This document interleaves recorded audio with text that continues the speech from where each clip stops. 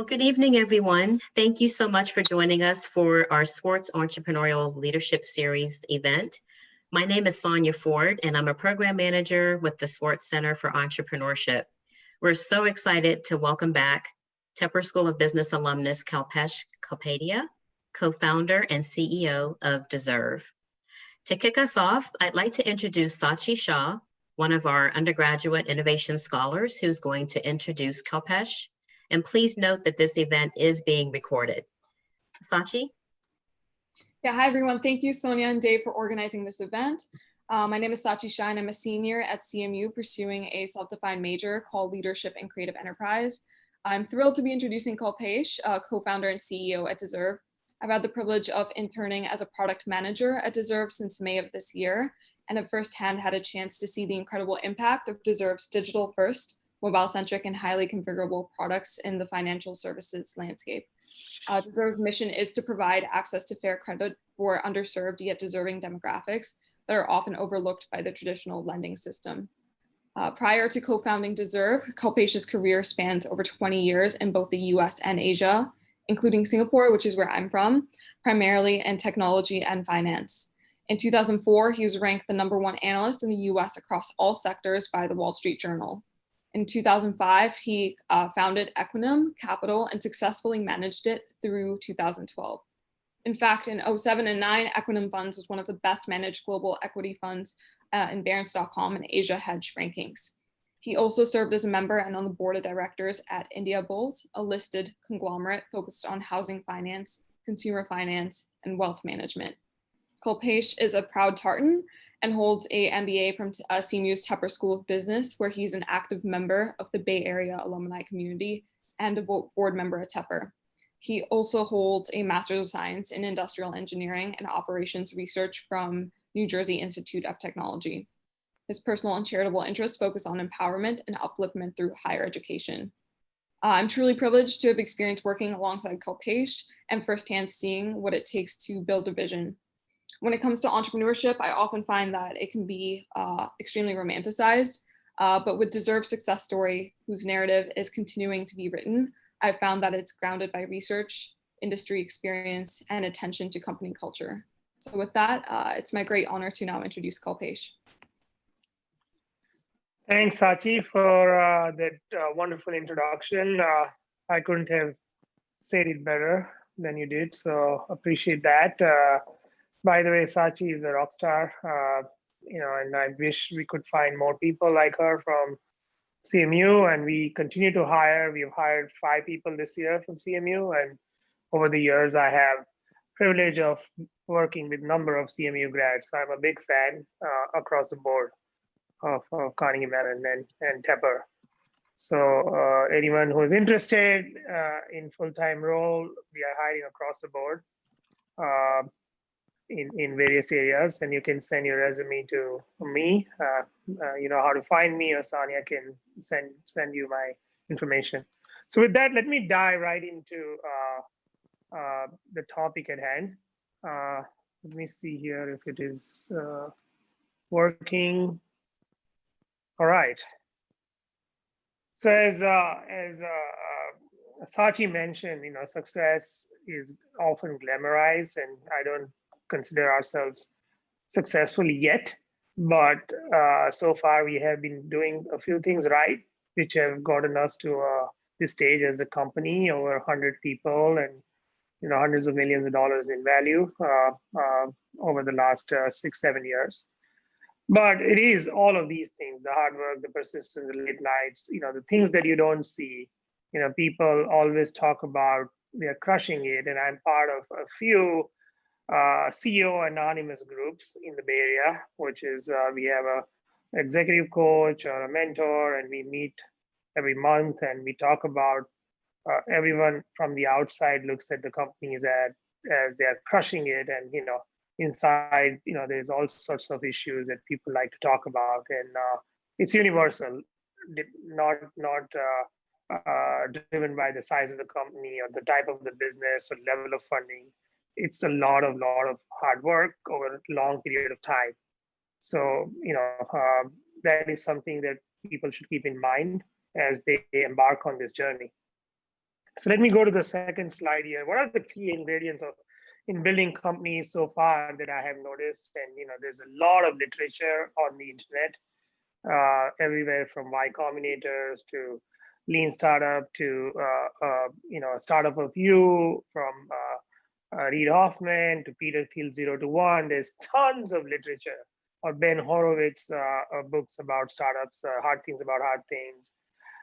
So there's tons of literature and there's wisdom, but I'm going to talk about my own personal experience, and it kind of relates very, very closely to what people have talked about and written about in their books and their speeches. So it's reassuring to see that everyone goes through this journey, and we have to love the journey. The outcome is just a byproduct. If you don't love the journey, you're not going to be successful. So I like to say ideas are like sperms of mind, millions floating around and few of them fertilize. So what do I mean by that? When I was in college, many of my classmates wanted to do startups and they had all sorts of ideas, and they all die in your mind. So you just have to go and do it. So how do you pick, what to do? Or, why? The three questions that I asked myself are: why this problem? Why am I trying to solve this problem in terms of the idea? Why now? Is this the timing right? There's many ideas that have been ahead of their times. If you look at iPhone versus Palm Pilot, things that were ahead of their time, and market was not ready, technology was not ready, and companies died. Electric car, for example, was tried by GM in the 90s, and there's a great movie about it. Who killed the electric car? So why this? Why now? And why you? Right? So you sort of ask this question in that order. Why am I focused on this idea? Why is this going to succeed now? And why should I be the person uniquely qualified to do this? And what I call it is a founder product fit. I had a personal problem, as Sachi described earlier, that I came here 25 years ago, sat in the same classroom as my American classmates, had the similar grades, similar financial background, but I had trouble getting access to credit and loans. And over the years, many of my family members and friends had come, and the problems had become larger because of various regulations that were introduced. And that created an opportunity for me to do something about that problem. And I personally faced it. Many people near and dear to my heart faced it. And if you think about companies, are born out of founders' personal frustrations and their bias for action.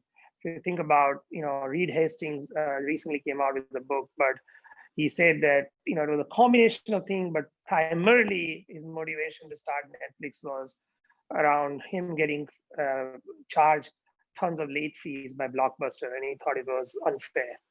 Or Travis Kalanick started Uber because he was waiting in rain in Paris for a taxi, and it gave him the idea to start a company. Or people talk about it. I'm not sure if it's true or not, but Mark Zuckerberg couldn't get a date, so he started Facebook. So founder product fit is important as you embark on the journey. As I said earlier, that it's going to be long, windy, hard road, and you need to be able to go through it all. And if you have the personal passion for the idea, I think you will be able to power through it. As Warren Buffett says, you can't produce a baby in 1 month by getting 9 women pregnant. So you need to focus, and you need to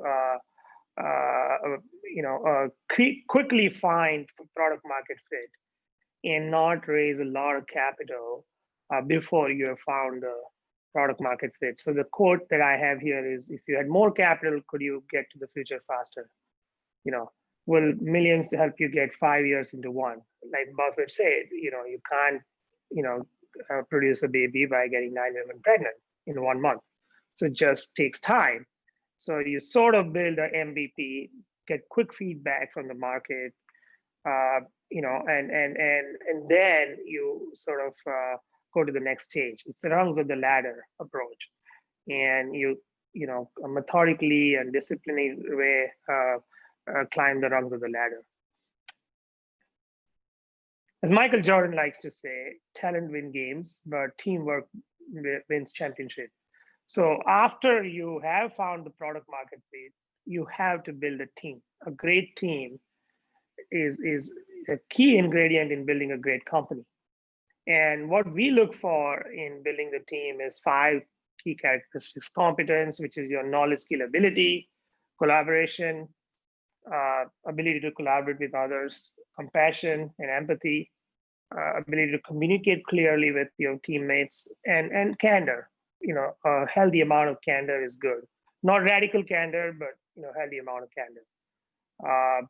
And every team, as you add new members with these 5 characteristics, goes through this forming, storming, norming, and performing stages. And you need to ride through the forming and storming stage and have strong norms in place so that performance starts to happen. And high performing teams go through these stages as long as you have kept in mind those 5 key ingredients to building a great team. Any questions so far? Or are we going to leave some time for questions, right? See some chat. Okay. Right. We'll leave time for questions, Kalpesh. Great. So Archimedes says, give me a lever long enough and place to stand, and I'll move the entire earth. So founders are like that. You have to have leverage, and you have to understand the concept of leverage of your time, leverage on your money, doing more with less, leveraging your relationships, leveraging your tools. So when you're building the company, you need to exercise leverage on everything. You cannot be linear. You only have 24 hours in the day, and you're trading time with money all the time. So as long as you understand the concept of leverage and how to leverage the ecosystem, you will get to the scale faster. And momentum is another key ingredient. Never lose momentum. Every 3 months, every 6 months, you need to have an event or a series of events that drive the momentum forward. And startups, like, this is an oxygen to startups. They survive on their own momentum. And I used to hear this from VCs. They work during spring and fall, and then take summer off and take winter off, right? And then in the spring, you have a meeting with them, and they would ask you, so when are you going to change the world? And then 6 months later, they come back and say, have you changed the world already, right? So there's sort of, you need to have that momentum. Every 3 months, every 6 months, something good needs to happen that keeps people pumped and excited about working at a startup, because you need that, right? You're not working for a large established company. So keeping that, exercising leverage, understanding leverage, and keeping the momentum are the 2 things that you need to do as a founder. And then you scale things that are working. If you see something that is working, just put fuel to the fire, right? Add fuel to the fire. So those are some of these concepts that I said, founder, product fit, team building, product market fit, scaling, leverage and momentum. So those are some of these key principles that I have seen and learned. And as I said at the onset here, there's tons of books, from Eric Ries's Lean Startup to Peter Thiel's 0 to 1 to Ben Horowitz's Hard Things About Hard Things. Those are some of my favorite books about startups. What are the personal qualities that you need to go on a long finding journey and continue to execute, right? Because it normally takes about 7 to 10 to sometimes 12 years to build a successful company. And if you don't have the fuel of these personal qualities, you're not going to last. You're going to burn out. You're going to, get fired, whatever. So these are the qualities that I've seen in myself and in founders that I speak to regularly. Persistence and resilience. The roller coasters of a startup is well known. People know that. And I think the day in life of an entrepreneur, this is not exaggeration. This is exactly how it happens. When good things are going on, I always see around the corner and something bad is going to happen. Everything is going great. Don't just get carried away because something bad is going to happen. And when something bad is going on, don't get let down and depressed because something good is around the corner. This is a pattern that I have seen over and over again, as long as you're pointing to the North Star. So you need to have the persistence and resilience and the ability to learn from your mistakes or failure and get up and go and do it again, right? The second thing is optimism and confidence, right? Thomas Edison said, I'm not failed, I just found 10,000 ways that won't work. You need to be optimistic. You need to be able to reframe the stress. You have to practice compassion and self-compassion. You have to be no, don't be too hard on yourself. Let go. Don't keep harping on things. Avoid comparison. I mean, I really, really believe that because you hear in the press, you hear in TechCrunch, so and so raise money. There's so much press around startups crushing it. If you start comparing yourself, you will just get quickly depressed. And practice gratitude. Find humor. And my own personal thing is meds: meditation, exercise, diet, and sleep. And I call it my personal meds. I need that every single day to keep going. So this is very important to have optimism and confidence, have persistence and resilience. And last but not the least, you need to have self-awareness and situational reality. This is something I learned from my coach, Art Principle. People, he does this exercise where you go through the arc of your life and highs and lows and how you felt as they were happening to you, or those events were happening to you. You divide your life in four. And everyone puts themselves on 7, 8 on this graph, awareness and reality. And after you go through that exercise and how you felt when good things were happening to you and when bad things were happening to you, your situational awareness and reality uh, heightens, and you sort of go down the curve from 7, 8 to like 5, 5. And the choices you make, as long as you have awareness and you have a grasp of the reality, what I call is a delusional or oblivious states on the two extremes.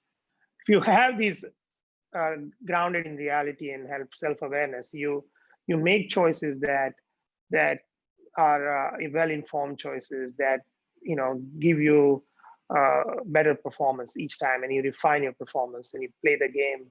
If you want to win, you have to train your mind with all these characteristics: optimism and confidence, persistence and resilience, and self-awareness, situational reality. So those are some of the things that I have practiced and I continue to practice every single day.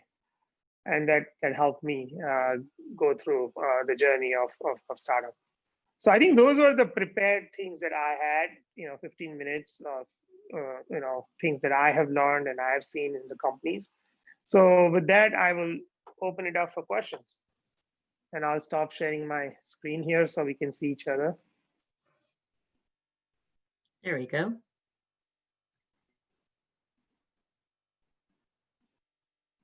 Great. Hey, John. See John there. All right. Somebody has a question. Shreya Agarwal. Hi, Kalpesh. Thank you for being here today. Can you hear me fine? Yes, I can. I can see you and hear you. Great. So my question is from the initial part of the presentation, when you described about the 3 whys of like why we should get into entrepreneurship and specifically like what idea we are pursuing.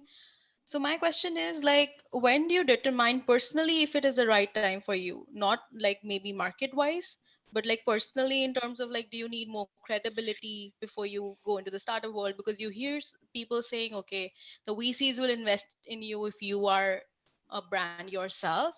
So to what extent do you stretch that and to what extent do you invest your time doing that versus building your idea? So yeah. There's never a right or a wrong time to start the company. You just have to have the fire in your belly, and you have to believe that this is the time, and market is ready. Like there are many trends that happen, right? Every year there's trends that you can see. AI, machine learning is a trend, or bioinformatics is a trend, or fintech is a trend, right? And you sort of look at all these items like and say, okay, why this, why now, and why me?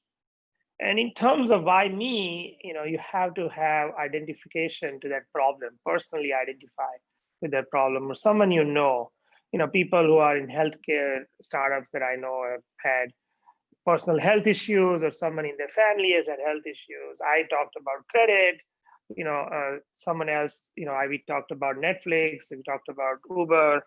So you have that personal story that is so compelling, and you can weave it into the why this and why now.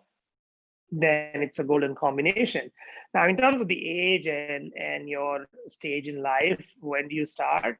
It's a hard thing to know. I mean, I generally believe, I mean, these are all general principles. There's case by case basis you have to look at things, but there's never a right or wrong time. But in your early 20s, when you just graduated from college, you have nothing to lose. You can live on ramen noodles and sleep on friends' couches, right? And your expenses are low, your responsibilities are low. And I personally believe that you can learn a lot more by starting a company than actually working for a large consulting firm or large bank, or large companies in Silicon Valley. Because I think that the experience that you gain by starting your own business is invaluable. Invaluable. If you sort of are halfway smart. If you're dumb, you're not going to succeed in that, right?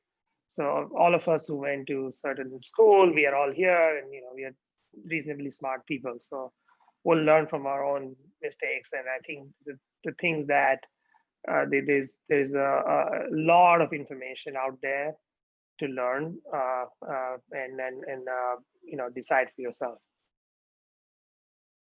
Ivy has a question. Yeah, thanks for your sharing. I'm interested in how you found what you want to work on at that point. Like, did you have a systematic way to discover what you're interested in, or did you talk to people and met a problem you found interesting? I'm interested. Yeah, I just want to know, like, how did you find the problem? I think it also comes from not wanting to work for someone. That's your first thing. Like, if you're a little bit of a maverick, iconoclast, you need that thing that, hey, I can be my own boss, right? So a little bit of that in you, and then you sort of look at, capital is a commodity these days if you know how to pitch, right? I used to say in one of my talks is that every company is a tech company and every job is a sales job. So you're selling something. When you get out of college, you're selling yourself to the recruiters or companies. And why should you hire me? I have all these things, I've done these things, I have experience, I have knowledge, and I went to this school and I know this and I know how to do that. So you're selling constantly, right? So you have to be good at selling something, right?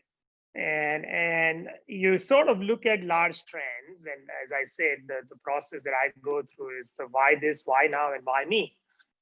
You look at all the things that you are capable of doing and your personal story and how it affected you, and you need to change something because if there's so many industries that need change, and change in process, in product, in people, and how to do things better. So you need to find that something that is on the inflection of change, where a large amount of data or technology or product, like there was this white paper or a story that Mark Andreessen wrote called "Software Eats the World," and that was my inspiration, that every industry is going to be tech industry or tech company. The software is going to eat everything. So how do you apply that and say, okay, these are all the industries, this is the problem I faced, and this is how I want to approach it.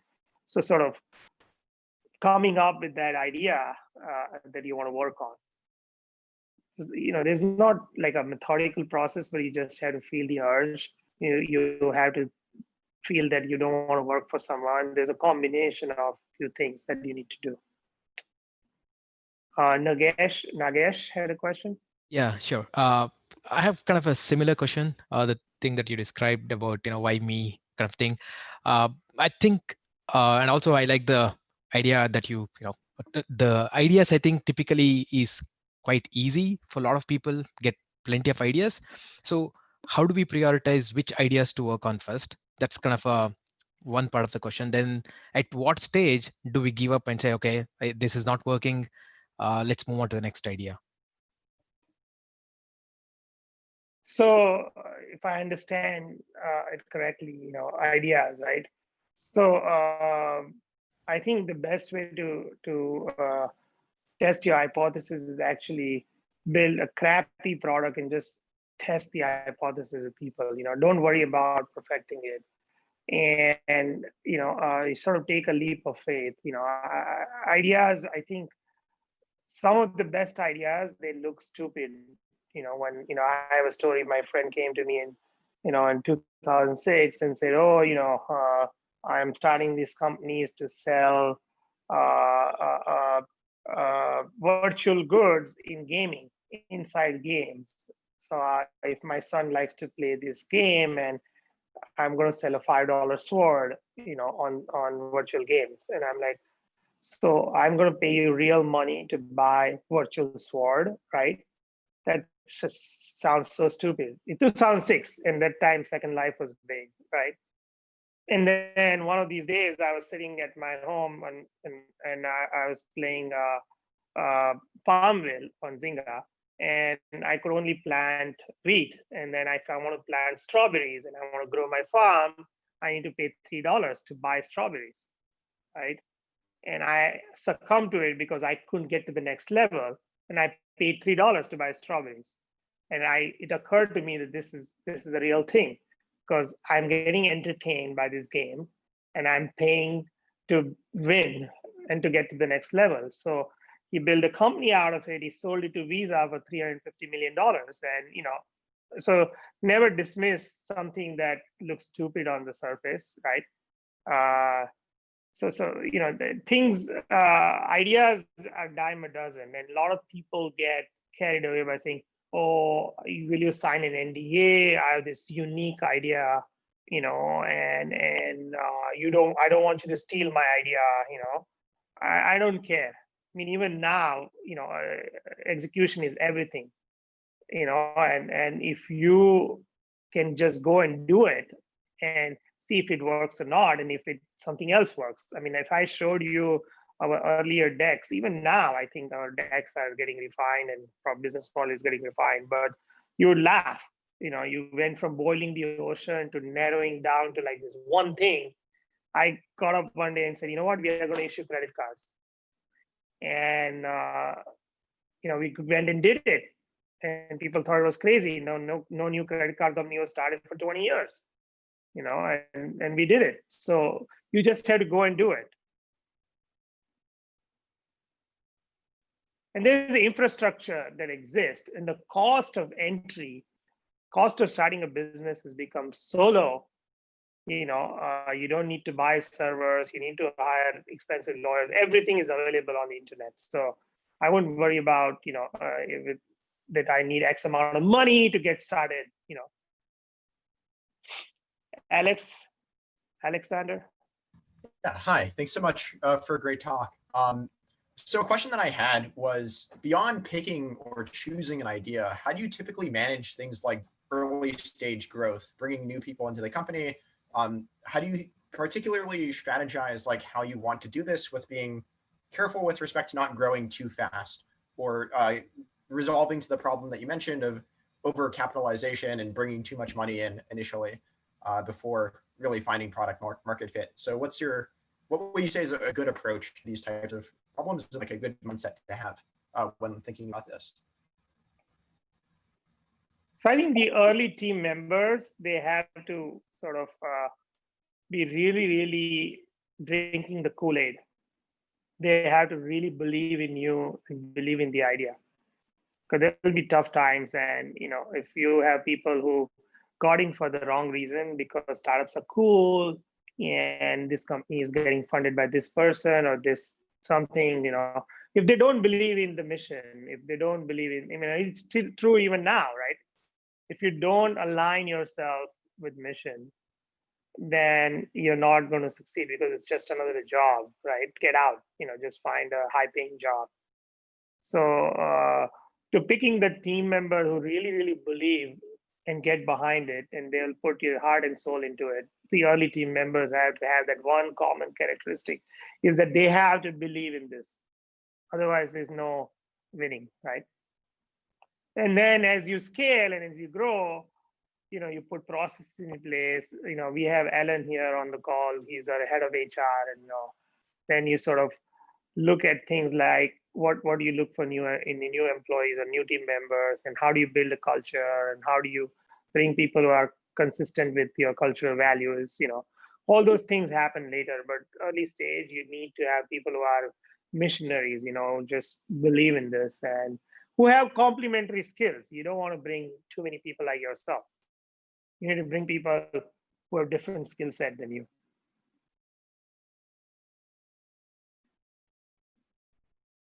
Questions? I don't see any questions. People, this is a free forum. No question is stupid. So just ask away. There's one in the chat. Seems like an interesting question. Who? Yeah, I see it here. It says, where do you think exits the best human capital to attract to startups? Like if you need people to follow you. It's a great question.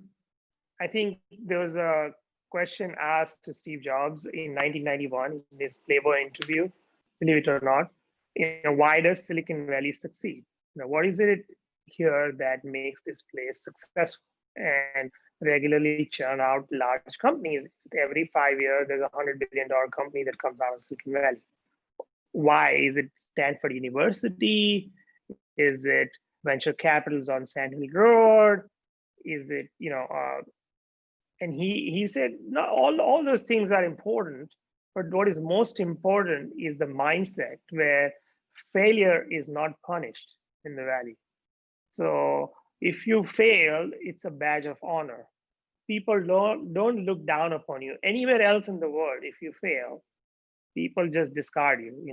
There's in Eastern countries now that the culture is changing, but in India, where I come from, if you didn't work for a large company or large bank, or even Singapore's, when I lived there, there's this institutional culture where when you pull out a business card says Goldman Sachs on it, people give you instant credibility, or McKinsey. But in Silicon Valley, every coffee shop these days, you don't go to coffee shops, but up until January, February, at Starbucks, people are working on ideas, working on products, and working on changing the world. And it's very common, people fail and then they go to parties and they get another job, and say, oh, so you failed, you tried something, you failed. Tell me what happened. One of my closest friends, and the person whose kitchen table I started the company with had started a company out of Harvard Business School. He moved to Silicon Valley. He started a company, and it was going very, very well. And then 9/11 happened. Right before 9/11, there was a bid, a buyout for Sun Microsystem for his company for 100 million plus. In those days, those were big numbers.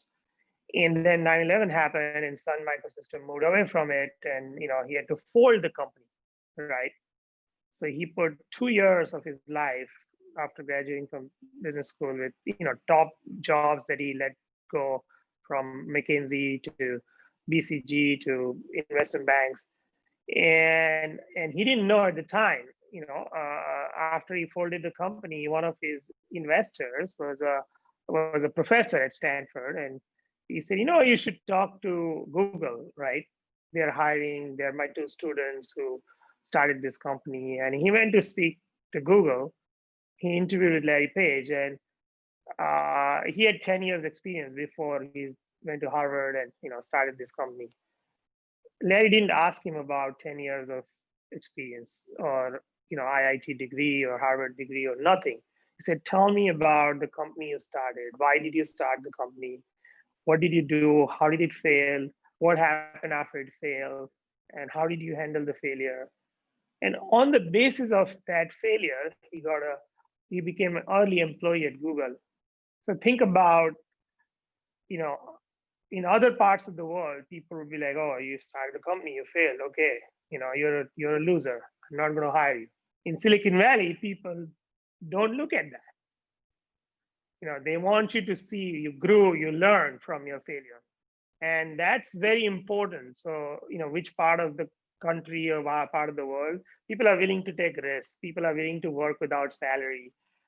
People are willing to believe because they have seen this happen over and over again. It's not a fluke, it's not a luck. So that culture that attracts people who are risk takers and the ecosystem of paying forward. So every time, I've approached someone, I met with 100 VCs so far, and every time if they don't want to invest, they'll at least want to help you. What can I help you with? And they're genuine and sincere about their willingness to help.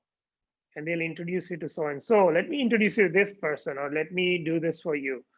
And that culture is what makes it a unique place to start and build companies. And as long as we keep that alive, I think we'll continue to attract the talent and capital and ideas.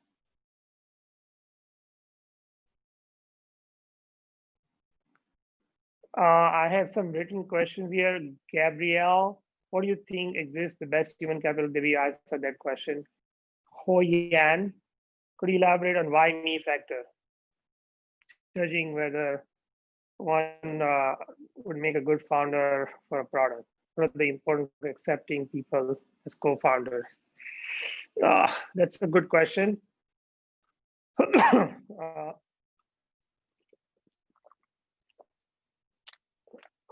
Silicon Valley doesn't like single founders, right? And they like to have this co-founder approach where if you get hit by a bus, if you go off the reservation, is there someone else they can count on, right? If they're writing you a check. So usually having a co-founder is a good thing. And co-founder with a similar mindset, and a subscription to the mission, but different skill set, right? And ability to disagree without being disagreeable is some of the things that I look for, that you can have often disagreements, but you can still are working towards a common goal. So that's something I look for. What keeps you up at night? John asking this question. What keeps me up at night is execution. I mean, the roadmap is set for the company. We have enough capital to become a large company. It's just, we can only trip on our own shoelaces. So we have to execute. The path is straightforward, but it's hard. From Sid Patel, thank you for the, okay. Questions.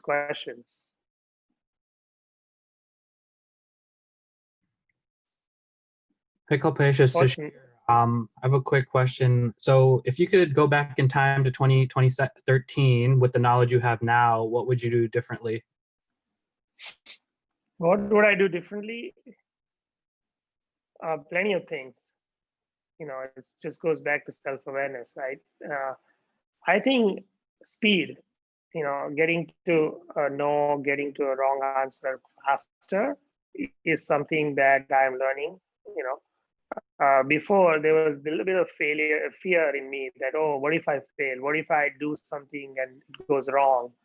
And you sort of ruminate and you spend a lot of time thinking about, because we all are overachievers, coming from good colleges and good degrees and everything.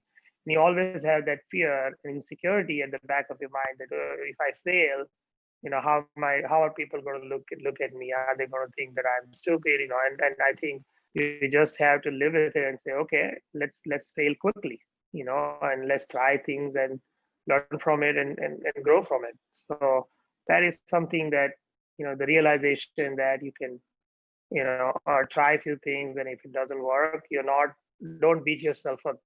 Everybody, and I'm part of these CR anonymous groups where people talk about their problems, and you feel like shit. I thought my life was bad. Everyone else is also in the same boat. So it's sort of a good group to be part of. And the outside world looks at their companies and, wow, this is crushing it. Uh, yeah, it's very psychological. Thank you. I had a question. As you're thinking about growing a company and going from a small scale company to something bigger, how do you keep the culture of the company as you start to grow? I think the culture is driven by founders' actions, not something that you write on a wall or a PowerPoint or keynote.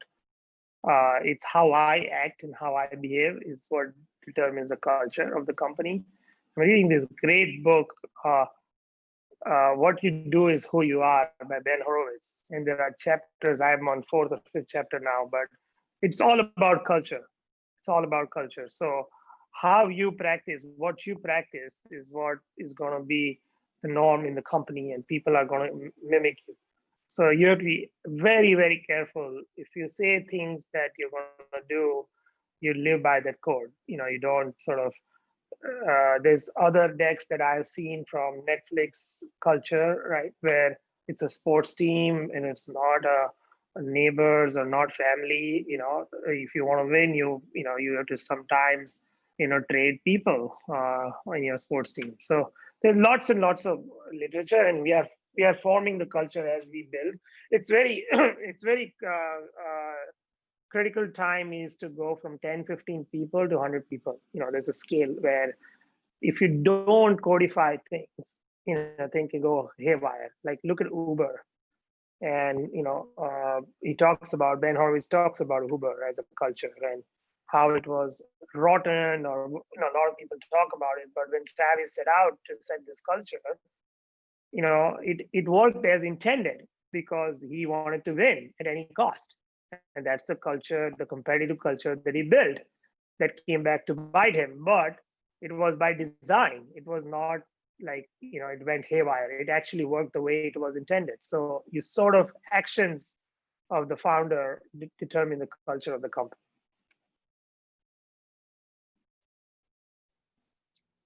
I think Jack had a question. Hello. So, sorry, is it my turn? Sorry. Yeah. Go ahead. Okay. Jack. So this is maybe a little complicated, but let's say you're looking for someone to spot talent for you. What do you or how would you evaluate like the way that they spot talent? And yeah, how would you, like someone who, not necessarily you evaluating talent, but someone who's going to do it on your behalf? So like, how do you trust the skills that they have to trust to pick the right talent? We have with us the person who I've hired to spot the talent. I think he's on the call. Helen, either. I think I saw him somewhere. Yes, I'm actually here. We're trying to spot the talent together with everybody else here at the company. Okay. Well, I guess specifically, how do you evaluate? So I tell you what are my 5 criteria, right? When spotting talent. Aptitude. So you need to be able to do your job. The job description has certain things that we look for, and aptitude is knowledge, skill, ability. The KSAs, right? The second thing is attitude. You need to have a can-do, positive attitude. Get up in the morning to win and do well. I don't like people who are negative and always saying no to things and looking at the downside. I'm an optimist. I talked about it earlier, right? So attitude is important in addition to aptitude, attitude, energy, to be able to work long hours. That's just the fact. If you are into lifestyle, startups are not for you, period. Any career, not job, there's a difference between a job and a career.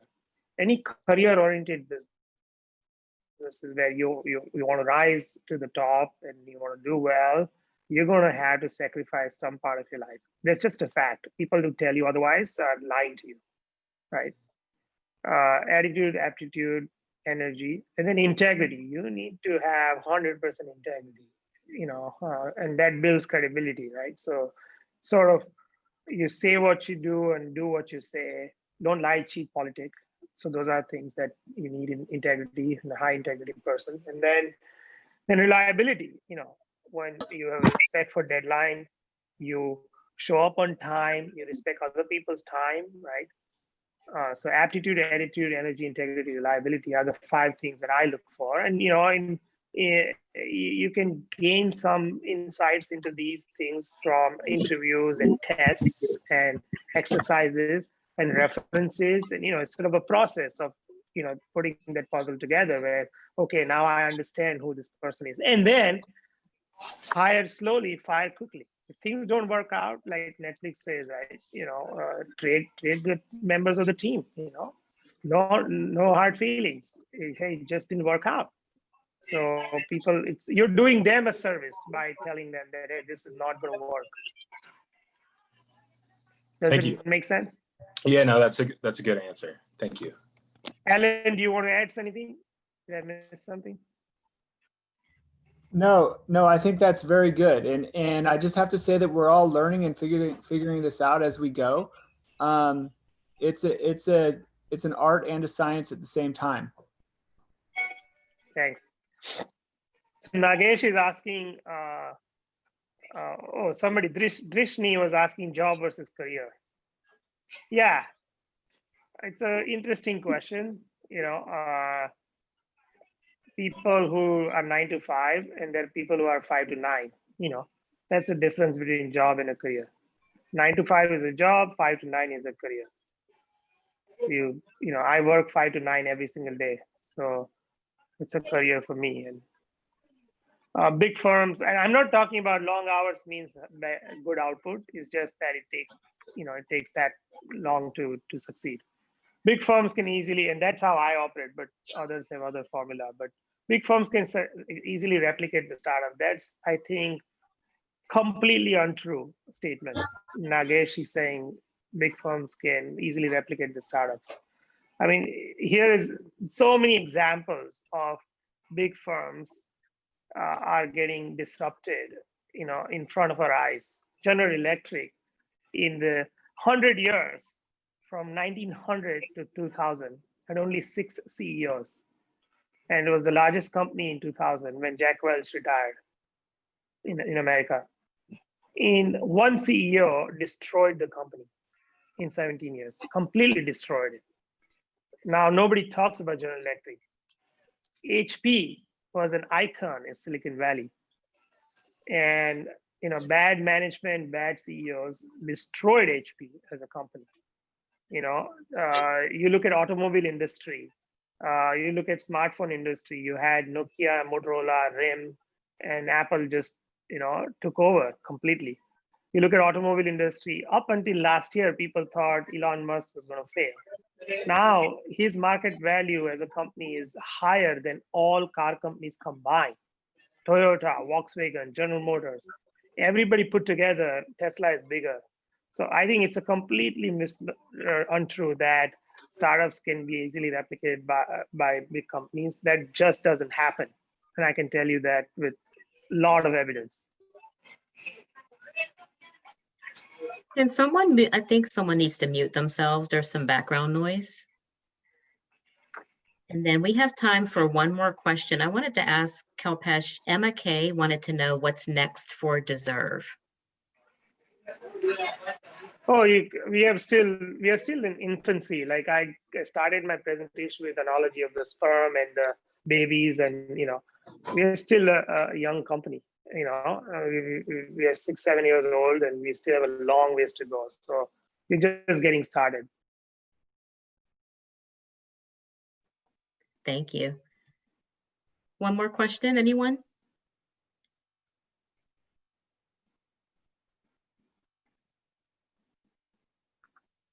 Okay. Well, thank you so much, Kalpesh. Thank you, Sonia. I look Really? forward to coming back to a beautiful campus. It's just a shame that you're all working from home. And John has been itching to have a in-person board meeting, but I'm sure we'll have it sometime. I'm brave enough to travel, so let me know, John. Okay. When the day arrives, I'll let you know. Yeah, we really appreciate At you least taking time. At least I'm not talking with my mask on. Kind of stupid. Well, Anyways, anything interesting? Are people working? Let me ask questions to the audience here.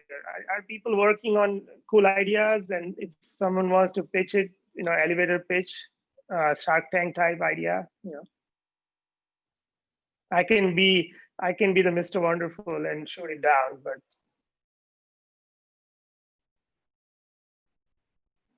come on. This is Swartz Center for Entrepreneurship. What's going on here? Yeah, don't be shy. I can go if no one is. Sure. So we are working on a new idea to basically, it's like a video streaming service, but specifically to curate the films from the independent films from film festivals. Today, I think there's no single platform where people can watch these independent films which are screened in the film festivals. So we are working on a idea where to bring that kind of a platform so that the people who really love to watch these independent feature films can enjoy these content. So it's interesting, Jim Schwartz, who endowed the center, has something called Impact Partners as an independent film production company in Sundance. He's on the, I think he was the chairman of Sundance or something like that. And he financed two documentaries, independent documentaries that won Oscar. One was called The Born in the Brothel, and the second was called Icarus. Icarus won last year. This is about the Russian doping scandal. So, you have a founder of Excel who is endowed this center, and he's into this thing, right? Maybe you should pitch the idea to him. Yeah, this is as part of the entrepreneurship coursework. We, in a group of 5 people, we came up with this. We have worked only for about 4 or 5 weeks now. We have a map or a MVP built. We are in a phase to kind of identify the market demand for that. So we are planning to do like A/B testing to see, is there a customer segment willing to pay for that kind of a service? That's one aspect of it. I think the most challenging aspect is the other end, where to get the content. It's almost like a chicken egg problem for us. How do we attract these filmmakers to host films on this platform, right? So that's one of the challenges that we are yet to address. We have interviewed about 14 filmmakers, independent filmmakers, got some cool ideas and opinions from them. So we need to make an MVP for them and see how it goes from there. Good luck. Thank you. Thank you. Well, Kalpesh, I think we're out of time.